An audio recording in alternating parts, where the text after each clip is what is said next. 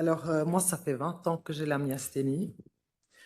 Le diagnostic a été fait une année après le début de la maladie, ce qui a été très, très difficile pour moi parce que j'avais un bébé. Et tous les médecins me disaient que c'était dans ma tête, que j'avais rien, que les analyses de sang étaient bien. Donc, du coup, quand on m'a donné le diagnostic, j'étais vraiment soulagée, quoi, de savoir que j'avais quelque chose et que c'était pas dans ma tête. Comment ça se manifeste chez vous? Alors, ça se manifeste, en fait, ça a commencé par une vision double. Et un mois après, en fait, ça s'est vraiment généralisé. Puis ça se présente par les visions doubles, les paupières qui tombent, faiblesse musculaire au niveau des bras, des jambes, et une grande fatigue qui est toujours là. Et ça fluctue, en fait, des fois ça va mieux, des fois ça va... Enfin, ça fluctue vraiment beaucoup.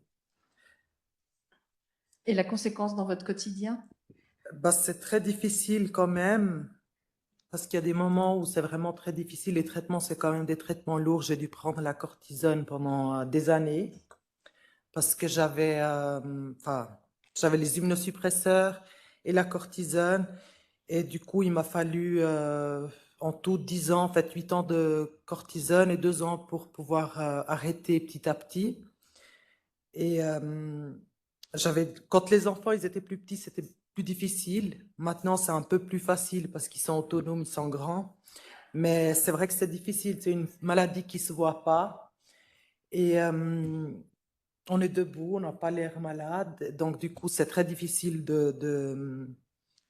En fait, c'est les jugements. Puis chaque fois, on doit se justifier parce que voilà, ça se voit pas. Après, tout d'abord, bah, je suis une femme, j'aime bien prendre soin de moi, donc c'est pas pour autant que voilà, je baissais les bras.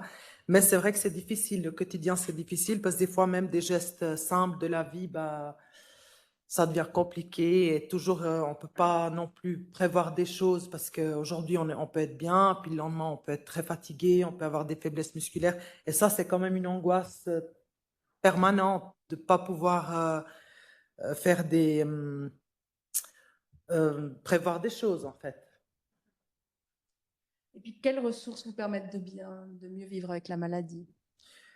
Bah, mes enfants, ma famille, les amis, et surtout, en fait, ce qui m'a vraiment beaucoup aidé, c'est l'association ASRIM, parce que ça m'a mis, et ça, je conseille à tous les médecins, dès qu'ils ont quelqu'un avec un diagnostic, bah, qu'ils les emmènent vers ASRIM, parce on rencontre quand même des personnes. Et puis on se dit, bah voilà, on n'est pas seul. Moi, ça fait 20 ans quand même que j'ai cette maladie. Et au départ, c'était vraiment très, très difficile parce que j'étais vraiment seule.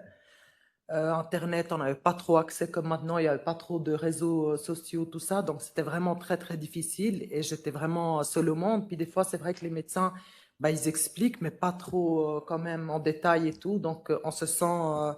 Et ça m'a vraiment beaucoup aidé. Puis c'est dommage que j'ai pas connu depuis le début de la maladie. Je l'ai connu quelques années après, mais ça m'a vraiment beaucoup aidé de voir que j'étais pas la seule. Et puis échanger avec d'autres personnes qui ont cette maladie. Vous faites partie du groupe d'entraide. Oui, oui, oui, oui, ça m'a beaucoup aidé aussi de voir, parce que des fois on se dit, est-ce qu'on fait peut-être pas assez? Moi je fais du pilates des fois, donc des fois je fais, des fois j'arrive pas parce que c'est pas possible, puis je me dis, est-ce que c'est peut-être moi? Est-ce que c'est peut-être moi qui aurait dû faire plus d'efforts?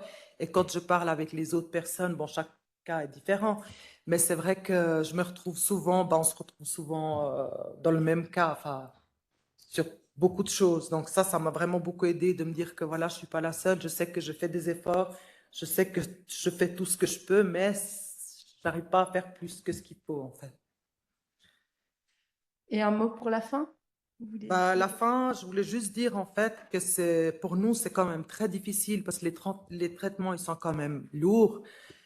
Euh, on essaye, ça marche pas, on essaye un autre, ça marche pas. Puis c'est vrai que c'est difficile aussi. Comme je dis avant, bah, c'est une maladie invisible. Et on est debout, donc du coup les gens ils disent oui, mais bon, elle est debout, ça va. Aujourd'hui, hier, je l'ai vue, elle était au café. L'autre jour, je l'ai vue, elle marchait. Puis là, aujourd'hui, elle va pas bien. Donc c'est vrai que c'est toujours difficile de se justifier. Et puis pour nous, en tout cas pour moi, tout ce que je souhaiterais, peut-être qu'il y a des gens, ils aimeraient faire le tour du monde ou je sais pas quoi. Pour moi, c'est juste avoir une vie normale comme tout le monde, être en bonne santé, avoir un travail, prévoir des choses et puis c'est tout. Puis pas avoir tout le temps ces médicaments depuis des années. Je sais que c'est difficile, mais voilà. Donc c'est tout.